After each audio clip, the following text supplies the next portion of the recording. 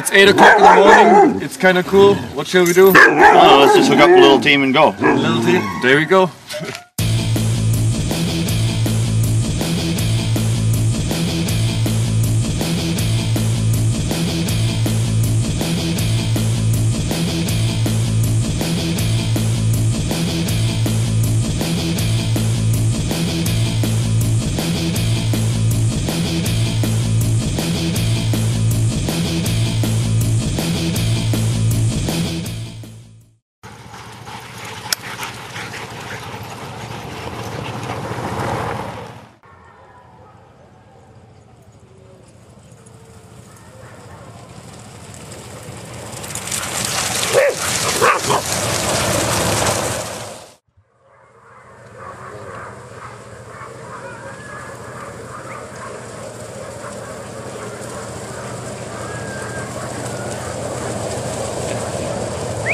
Yep, sir. Yeah.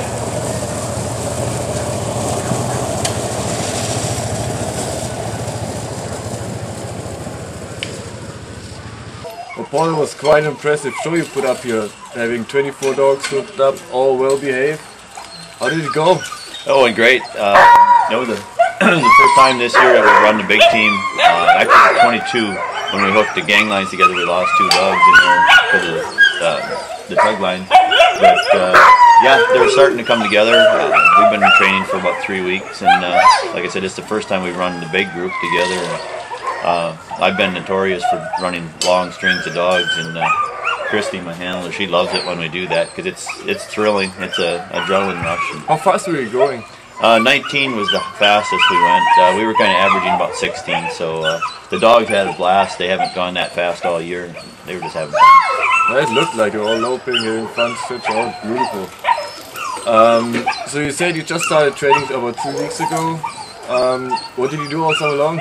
I run a construction business, Gebhardt Construction Incorporated. So I've been building with small projects this year. I do build a lot of custom homes, and then I do anything from commercial to residential. Well, let's talk about the last season. There, you finished 14th in the Adidas, right? 16th. 16th? Let's not talk about it. Oh, but that was one of the very few times you did not finish in the top 10 in the last 5 years. You finished second in 07, and you've been second before that. You're about to win the Adidas, I mean, it's about time. Yeah, I always figured it was time, but you know, last year was a completely different year for a lot of people. That storm in Czech-Tulik really, I was in the top 10 till then, and I had the slowest team there and the smallest team. But I'm not going to make excuses. That's just the way it panned out. That's racing, you know, dog racing. I got a different team this year. We were training last year. We were training 40 dogs in preparation for being able to take 2 teams out of here this year, which we're doing. Christy's going to be a rookie, so she'll be going with the other half of the kennel. So I've got a lot of 2- and 3-year-olds coming up. It's time for the young core to step forward and see how we do. So I think we'll do great. I've got a good core of young leaders coming up, and a few old ones that's staying around. Tell me about the upcoming season. Are you planning, besides any mid-distance races, to get the team prepped up?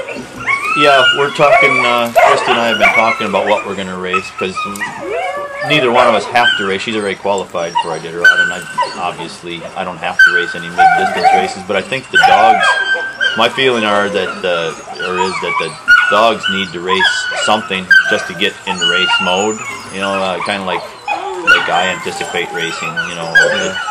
A race is a fun thing. I'd really like to take Christy over to Cusco. I feel that probably preps the dogs for Iditarod more than any race I've ever seen. And it's a great experience for a musher because it's a tough race. I mean, you never know what the weather's going to throw at you over there, and it's hard and fast. You know, that's old style dog racing. Yeah, it would certainly be great to see you there. We're going to be there. Paul, you ran Iditarod 15 times by now, something like that. This will be my 14th time. 14th time. You ran about every mid-distance race in the state. You never ran the Yukon Crest. Do you have any plans on running the Yukon Crest at some point? Well, I'm 53 years old, and I don't know that my Oh, so body. you're still young. Yeah, I don't know that my body could take running the Quest and Iditarod at the same time, the same year. You know, I know that there's guys doing it and guys have done it. Very successfully. As Yeah, we won both actually on the same year with the same team. I'm sure my dogs are physically capable of doing that. I don't know that I would enjoy it. And you know, part of racing, the whole dog program for me is enjoying the dogs. And if I'm so tired that I can't enjoy it, then it won't make any sense to me. And I'm so focused on trying to win Iditarod. You know, I haven't won it yet. I've been close so many times that I spend all my energy focusing on that. And with running the lodge, you know, my wife and I have a lodge to run during the summer. Besides, she's a full-time job, and I have a full-time another business, my construction business. I really don't have time to prep for all of that. So I don't know if you'll see me in the Quest or not. If I win Iditarod, you might. Yeah.